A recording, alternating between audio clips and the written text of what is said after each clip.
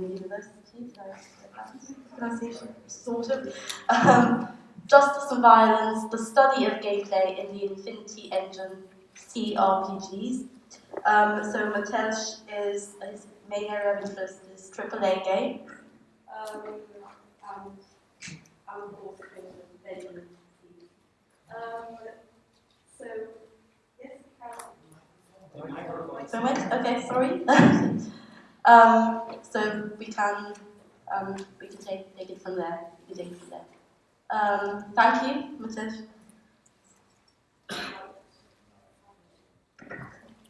Okay, thank you. This research that I'm presenting here today is part of a bigger project about the history of genres and AAA titles. And I was investigating the structure of gameplay in isometric cRPGs from the late 90s and the beginning of 2000s. And when I looked into the tabletop origins, I realized I should probably look also at the category of myth. And what also struck me during the research is that when I analyzed the Infinity Engine source code, I was constantly haunted by the thoughts of violence. So I figured out I should probably try to connect the myth with the violence, and the work of Walter Benjamin proved to be a great help in that regard. Just for the reference, what I'll be talking about, I've enlisted all of the games that were based on Infinity Engine. I included the classic ones as well as the latest iteration of the Infinity Engine game.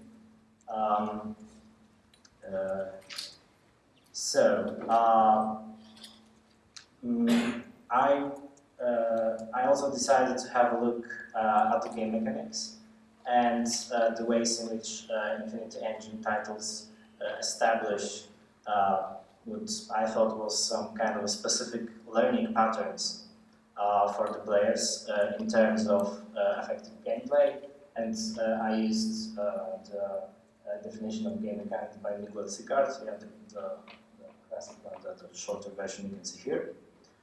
And I make some use of some tools that made actually possible the close analysis of the Infinite Engine, and well, the philosophical context that I'll be using here is mainly the one essay of Walter Benjamin, the critique of violence. So moving forward, for Benjamin, the world that we live in, it has basically fallen into the vicious circle of mythic violence, which means that each violent act either establishes a new law, that is lawmaking violence, or preserves an already established order of things, that is the law-preserving violence. The trick is that the law does not, by any means, translate into justice. For the justice, according to Walter Benjamin, philosophy can be perceived as an ethical category of the being, at least what I think, and that we can interpret his writings in that way. So justice is not something that we can aspire for. It is the domain of the divine, quite obscure term from the messianic part of Benjamin's philosophy, which is also the divine violence, also curiously not free from violence. And at this point, I think it's important to remember that this essay that I make use of as a sort of a introductory laboratory for Walter Benjamin and for his messianic project to find ways to perhaps liberate humans from this mythic circle. So it is also important to address the key elements of the Infinite Engine. The Infinite Engine games are built around the concept of making or recruiting a party and travel through the isometric maps. And usually each area has very strict boundaries, which make the space of Infinite Engine games a very consolidated experience, I would say. The player's initial decisions is what matters the most. In the Baldur's Gate series and Planescape Torment series, we only create one character, and by the process of stat distribution, and I would argue that's what really forms the learning experience in Infinite Engine games.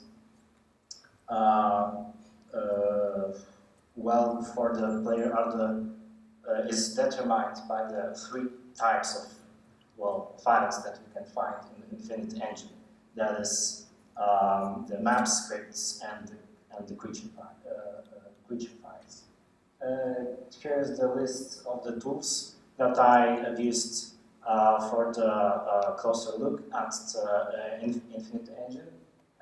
In case you're curious, I made some extensive use of the first one, which is, well, a browser, but also it can help with experimenting with the engine. You can actually make something happen inside the game if you know what data to change.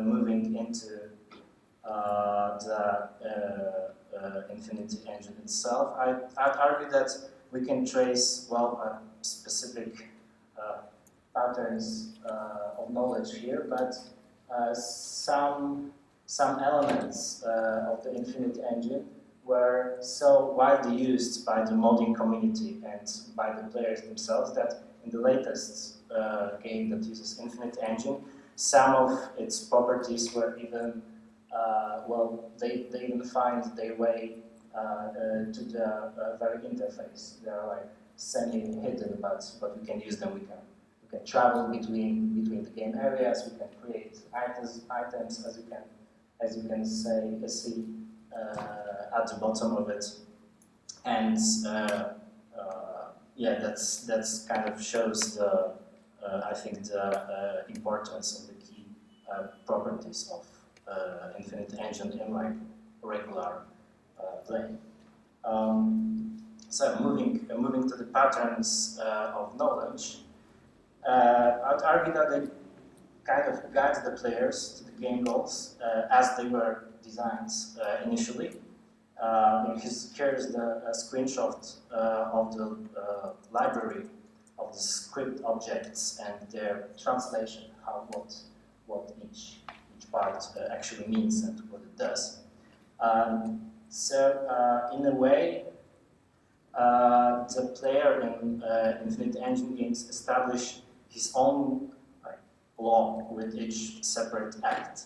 The gameplay heavily relies on exercising power through one way or another on all of the creatures we find while traveling. And initially, Infinite Engine tries to maintain the illusion of the distinction between the two types of violence, the law-making and the law-preserving violence. An example of it there are the map files. Some of them are very small, I would say like ambush type maps that can appear during the transition between the game areas. And as the best kind of defense or offense in Infinite Engine games is the pre-buffing. When we're ambushed, we're basically hopeless unless our party is very, very strong or over-leveled by gaining some previous meta-knowledge about the game. So when we're ambushed, the specific type of law-preserving violence is exercised on us, and we're in deep trouble. It also works in other Infinity Engine games too, because the previous screenshot was from the first Baldur's Gate. Here is the second Icewind Dale. And they can escape by avoiding engagement. The maps function as a kind of board with the chess pieces for most of the time. Regarding the necessity to exercise violence, Infinity Engine games often treat maps as kind of playfield for basically mass murder. I would argue that the Infinity Engine kind of teaches us through its properties that the sign of a completed mission or a narrative progress is often equal to what you see here, a pile of dead bodies. The completed map in this regard equals the dead map. As for the scripts, they make use of some preserving mechanics. They include triggers based on the reputation system, as you can see below here. So this kind of prevents the mass murder outrage that would be the most beneficial according to the game rules if we exclude all the narrative content.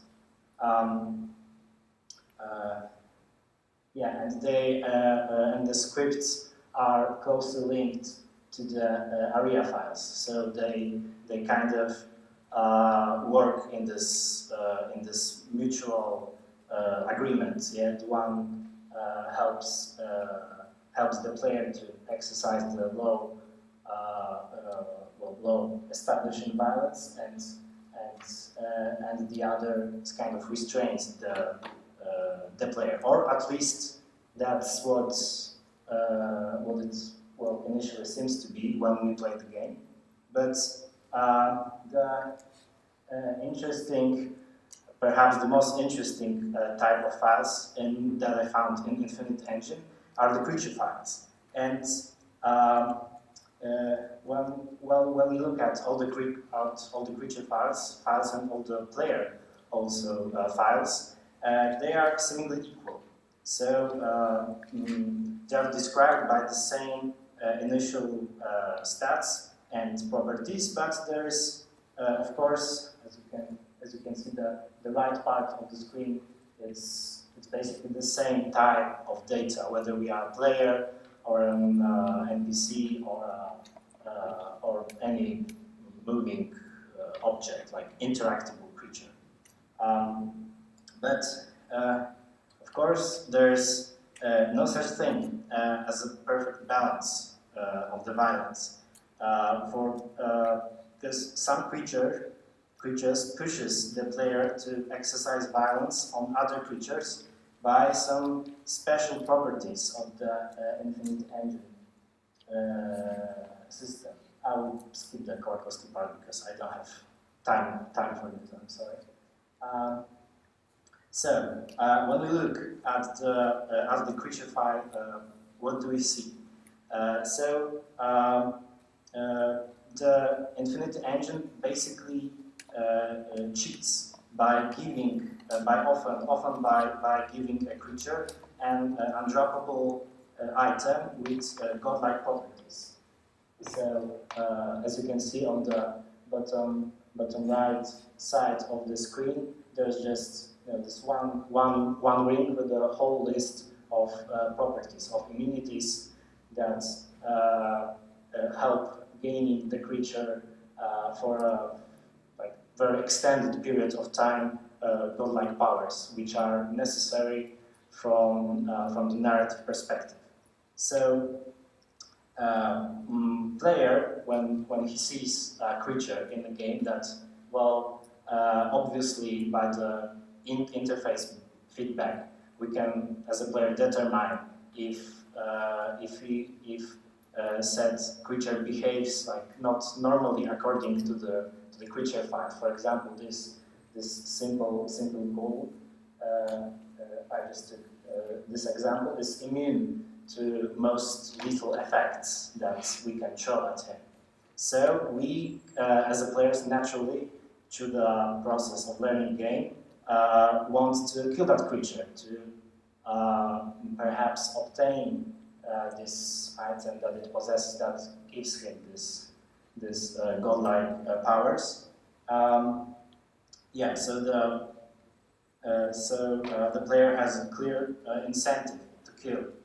But once the deed is done, there's no reward, because the item is very often, as you can see on the left side of the screen, we have just one green mark among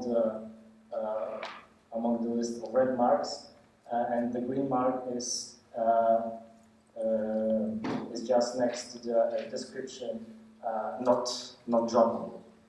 So the deed is done. We committed a violent act, but the only thing that we gain is to fuel this vicious circle of violence. We ourselves don't gain any item. It does not really disturb the balance in the game world, but the deed is done. And well, it works a little bit different in the Planescape Torment games, but well, the main mechanism is basically the same. So, the game engine uses exactly the same mechanism of statistic checks for determining the chance to hit a monster with a club in Baldur's Gate or Icewind Dale series, and for determining a chance to dispel a Guardian's sigil that will destroy the Skeleton Warrior in Planescape Torment. Yeah, it just checks our Wisdom score or Intelligence score, but the mechanism is basically the same.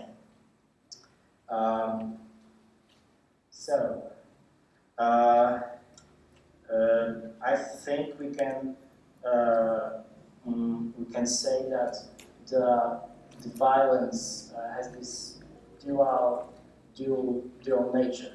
So the lawmaking and law-preserving violence must constantly negotiate the extent of their domains, and as some commentators of Walter Benjamin's work argue, that each act of law-preserving violence contains within it a defensive moment of lawmaking violence, where the legitimated regime reposes itself as such. So, in a way, Infinity Engine, I'd say, pushes us into, exercising violence and make some valid narrative or mechanical choices, but it doesn't tell us the whole truth and the whole the scheme behind it. I think there's one way of interpret how the Infinity Engine operates, and of course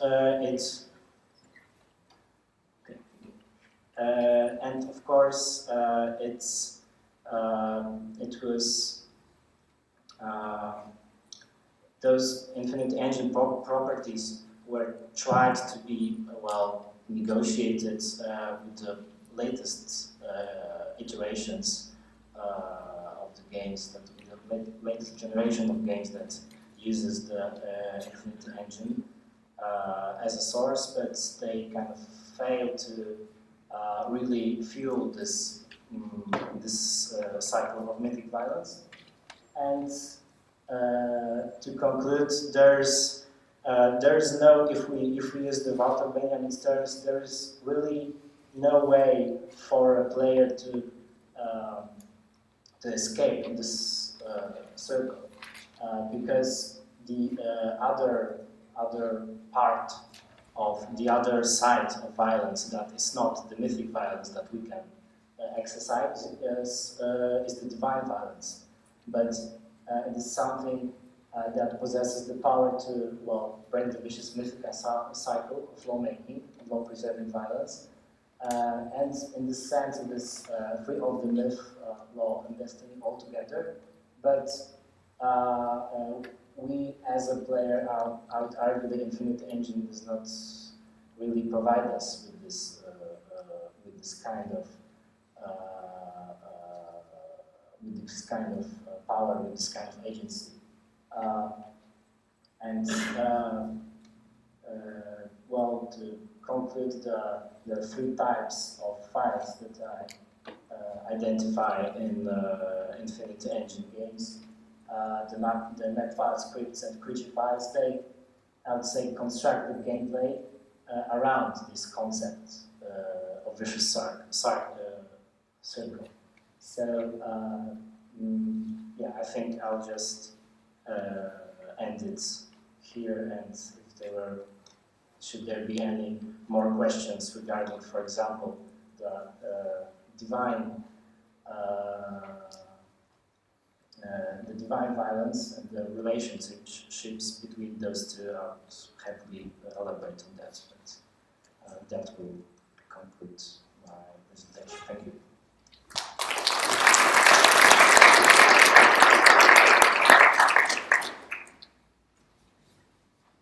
Thank you for that fascinating drawing of connections.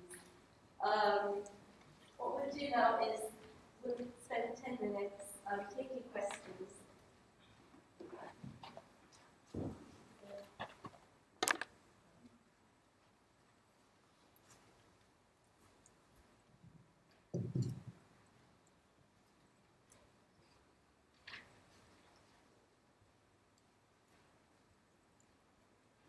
Okay, then I've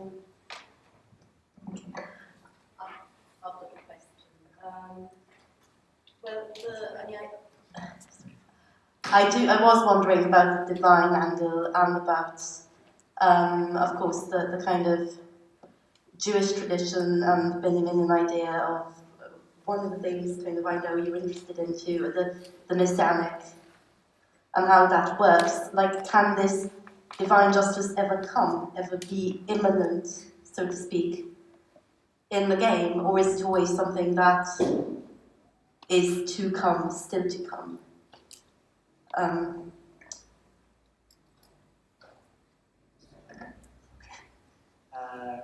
Okay, yes. So for Benjamin, the divine violence, well, it uses violence, but in a very specific way. He describes it as a pure violence that is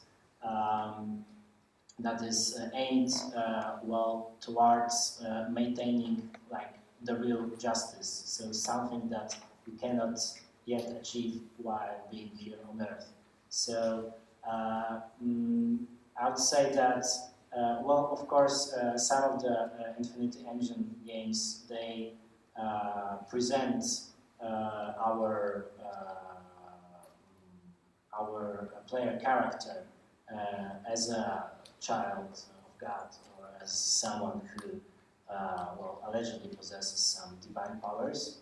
But we are, I'd say that we are not capable of really achieving this, well, this messianic realm that Benjamin describes, because the divine violence uses, well, something that Benjamin describes as pure violence. So it would be, well, in a way, non-intentional, and I'd say it's very hard to design in a game a purely non-intentional act, like something that that would be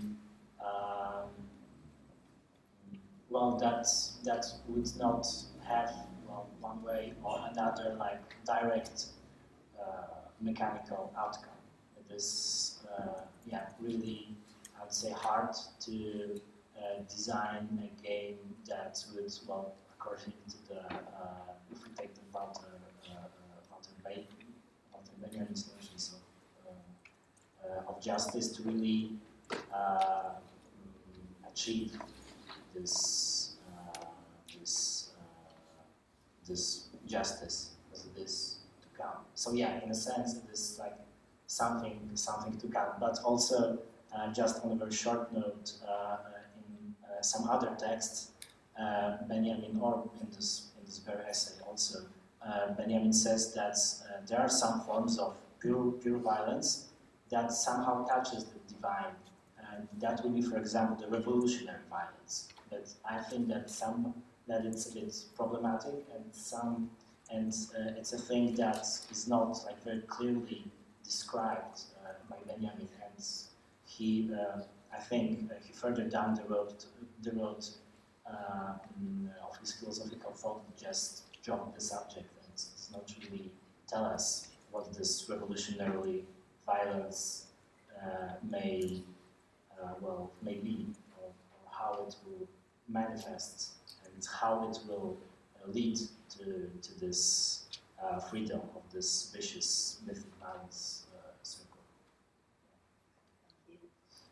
Thank you.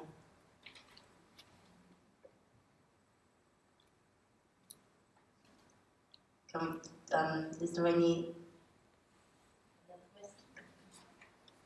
Yeah.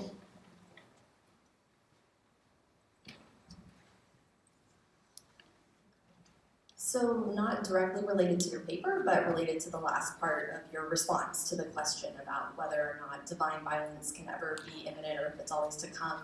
If you're interested in exploring Benjamin's ideas behind revolutionary violence or what they lead to, I don't know if you've read Giorgio Agamben's Homo Sacer, or if you've read Frantz Fanon on violence, because both of those texts come out of it. It could be useful if you wanted to think through it more moving forward. Yeah, of course. Well, Agamben is often like listed on a list of one of the, well, you can say pupils or like late followers of Walter Benjamin. But I'd say that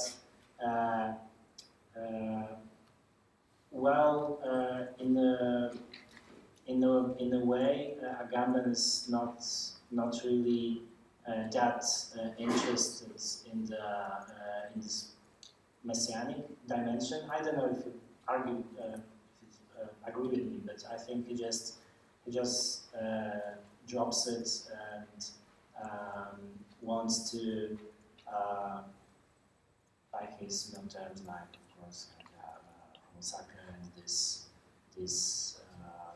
notion of like the rest, the ones left behind. He wants to describe something that is happening, but the solutions that he offers, they are not really in line with this like religious thinking of Walter Benjamin. So I think that in the end, those two thinkers, well, they follow the same road. They well, to some extent, will even agree on some parts, but ultimately the outcome of their thought is like strikingly different. I mean, their final goals are so different that I think you kind of cannot put an equal sign or like really stretch like a direct line from the thought of one to the other. But that's just personal.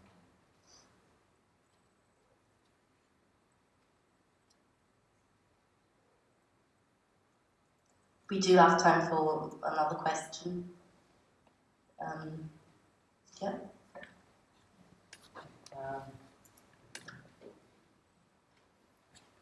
I want to ask something which might be slightly tangential to your paper, but I'm going to pick up on one phrase in your presentation which I found striking, which is with reference to, I think we were talking about Icewind Dale specifically, but this would apply to any one of the Infinity Engine games. Right? The completed map is the dead map. And I was wondering if you could see in this a link between the representation of violence we see here and the representation of violence in colonialism and as post-colonialist reading. I'm thinking a specific example of such a representation, which is Terrence Malick's film The New World, where in the opening sequence you have these imagery of a blank parchment which is filled in the map. And there's a representation of colonialism that is, again, another case where the complete map is the dead map in a sense.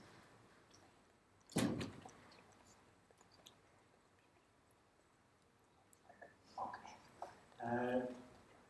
Yeah, I think you can interpret it in that way, especially that the game world in the Infinite Engine games is very strictly divided into separate areas which have their own names. And initially in the Baldur's Gate series, it was not really that cartographically described. Like you have like separate instances of wilderness, for example, that you can explore, that you can somehow colonize by killing creatures here or doing some side quests. After which you have of course there's nothing to be done there. But I think this interpretation is really accurate when you think of the later games in the Infinite Engine, because you have like you have names and different geographical areas attached to the different portions of the map. So once you really complete one segment, you're often, for example, like in Baldur's Gate 2, when you complete the quests in the city of Trademeet, then you are automatically regarded as a hero there, and there's like nothing for you to do. But the local people erect some statues of you, so you kind of become this hero through like this colonizing violence, because in a sort, of course, it may be a bit different in the Icewind Dale series, which is just type of dungeon crawler game. So, but then again, in Icewind Dale series, this visual image of a map completely purged of all sentient beings is really striking. So it's a good example when you look at your deeds in retrospective. And for example, Icewind Dale 2, I don't know if it was intentional or not, but in many quests it kind of forces you to backtrack. So you're wandering through those empty maps, and it may or may not trigger some reflection in you. So, so I thought I was doing some good things, like helping people to get rid of goblins or whatnot. But now those maps are just painted still life, but nothing more. Okay, thank you.